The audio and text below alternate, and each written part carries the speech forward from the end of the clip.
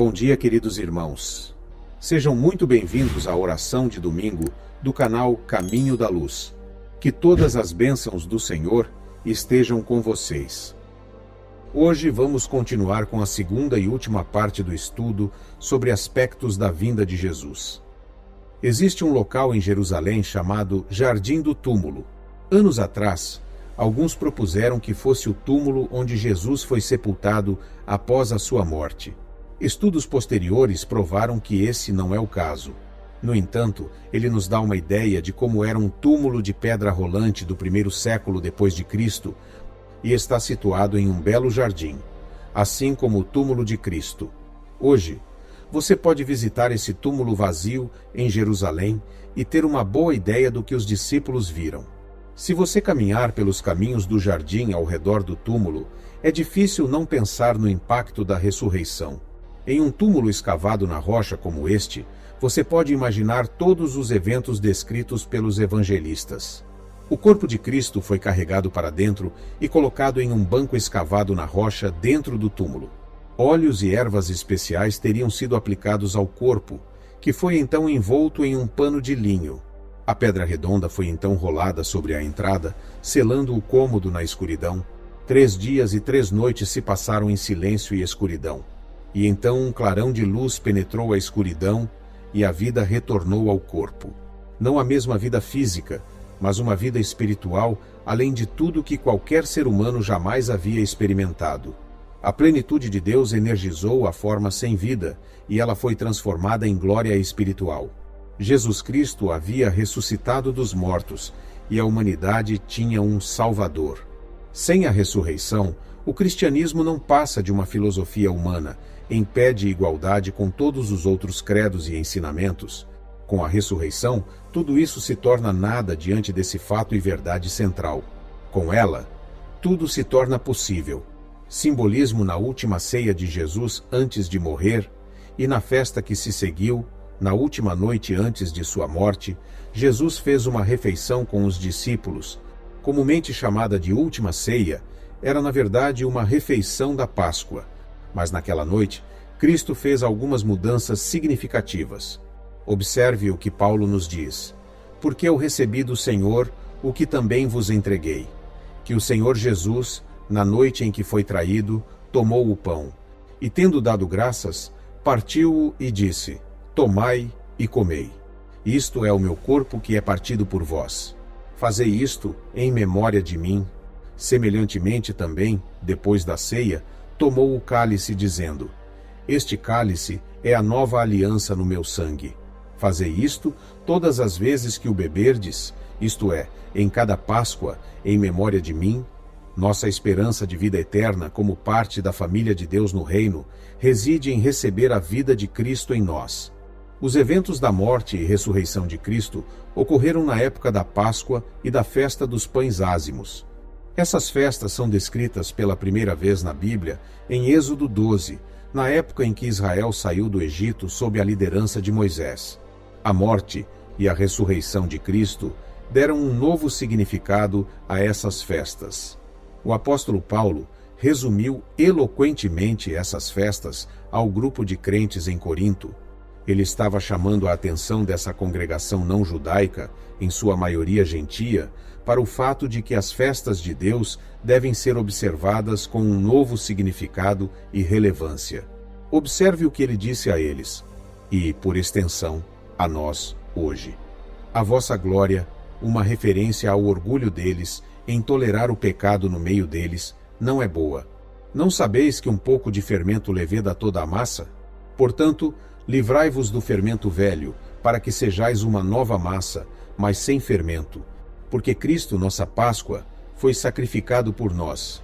Portanto, celebremos a festa, não com o fermento velho, nem com o fermento da maldade e da perversidade, mas com os pães ázimos da sinceridade e da verdade.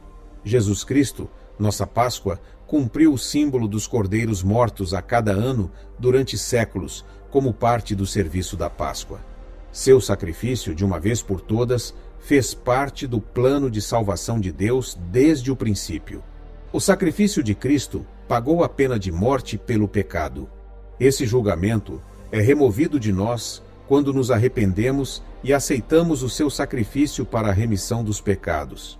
Isso inicia o processo de salvação para nós. Mas nossa esperança de vida eterna, como parte da família de Deus no reino, reside em receber a vida de Cristo em nós. Compreender essa chave vital é crucial. Veja o que Paulo escreve em Romanos ao transmitir essa verdade: mas Deus demonstra o seu amor por nós. Cristo morreu em nosso favor quando ainda éramos pecadores.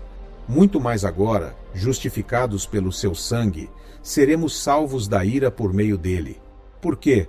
Se quando éramos inimigos fomos reconciliados com Deus mediante a morte de seu Filho, muito mais agora, tendo sido reconciliados, seremos salvos pela sua vida.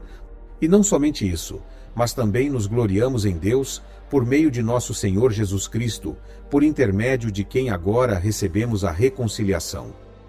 Queridos, se vocês estão gostando deste vídeo, ajude-nos a levar estas orações para mais pessoas clicando no gostei. E, se você ainda não é inscrito no nosso canal, inscreva-se e ative as notificações para não perder nenhuma das orações que são realizadas todos os dias, de segunda-feira a sábado, a partir das 5 horas da manhã e também a partir das 18 horas. E também a oração especial de domingo, porque o Senhor ouve você, atende aos seus pedidos e não o abandona. Continuando. A paixão e morte de Jesus são aspectos muito importantes do plano de Deus. Sua morte nos proporciona o sacrifício necessário para a reconciliação com Deus e o perdão dos pecados. Mas isso é apenas o começo do processo. O fato de Cristo ter vivido novamente, ressuscitado dos mortos e viver hoje, é necessário para que tenhamos qualquer esperança de vida eterna. Pois é o Cristo ressuscitado que nos ajuda a continuar na obediência a Deus e intercede junto ao Pai quando falhamos. Sim, Deus nos perdoa e nos salva por meio de sua graça. O dom de seu favor divinamente concedido. Não conquistamos a salvação por meio da obediência. No entanto, Deus exige, como condição para o seu dom da salvação, que deixemos de praticar o pecado como um estilo de vida e comecemos a obedecer-lo. Veja Romanos 6. Que diremos, pois? Permaneceremos no pecado para que a graça aumente? De modo nenhum. Nós, que morremos para o pecado, como podemos continuar vivendo nele? Pecado é uma palavra que muitos não gostam de usar hoje em dia. As pessoas não querem aceitar a ideia de condutas que violem a lei de Deus. Nosso mundo saturado de coisas físicas embota nossa sensibilidade para uma dimensão espiritual da vida que é real. Muitos tendem a pensar que o físico é tudo o que existe na vida. Como resultado, a existência de leis espirituais que governam a maneira como vivemos é um conceito estranho. O homem é um ser físico, mas com uma dimensão espiritual que nos permite conectar com Deus e ter um relacionamento com Ele. As leis espirituais que ele revelou, quando obedecidas, nos permitem viver livres de muita dor e sofrimento causados por más decisões e comportamentos.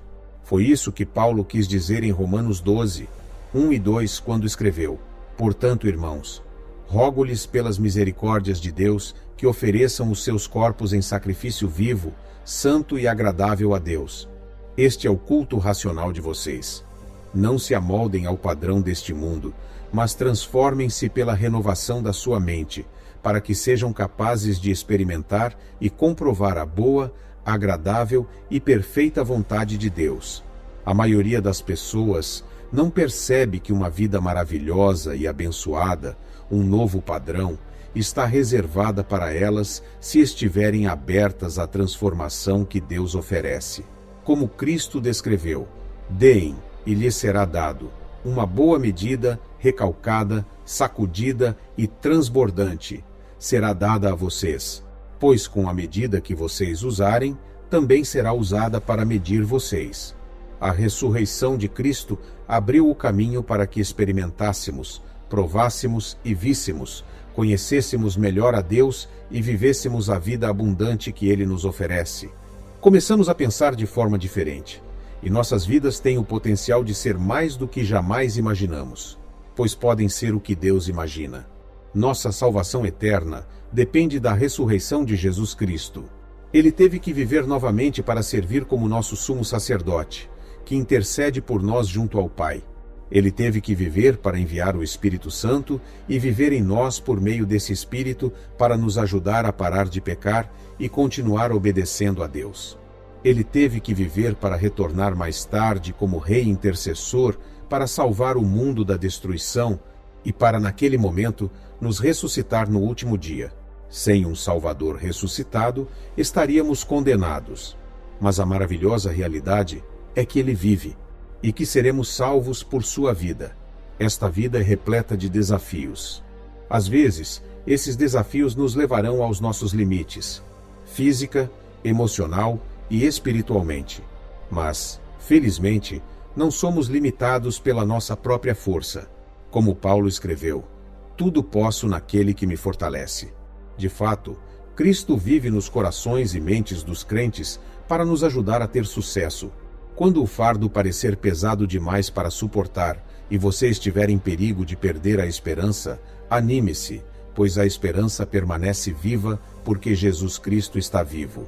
Você pode preencher o vazio em sua vida com uma nova esperança que somente um relacionamento com Deus por meio de Cristo pode proporcionar.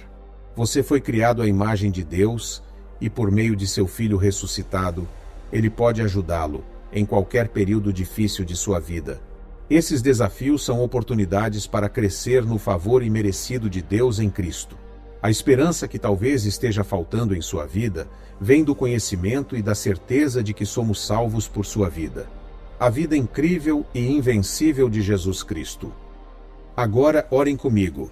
O Pai Nosso. Pai nosso no céu, teu nome seja mantido santo. Venha teu reino. Tua vontade seja feita na terra como no céu. Dá-nos o alimento necessário para hoje. Perdoa-nos pelo que fizemos de errado, como perdoamos a quem nos fez coisas erradas. E não nos conduza à provação severa, e mantém-nos a salvo do maligno, porque o reino, o poder e a glória são teus para sempre. Senhor, peço agora que abençoe os lares e as famílias de todos que acompanharam esta oração. Que todos sejam contemplados com fé, amor, saúde, felicidade, paz, segurança, prosperidade e integridade. Amém.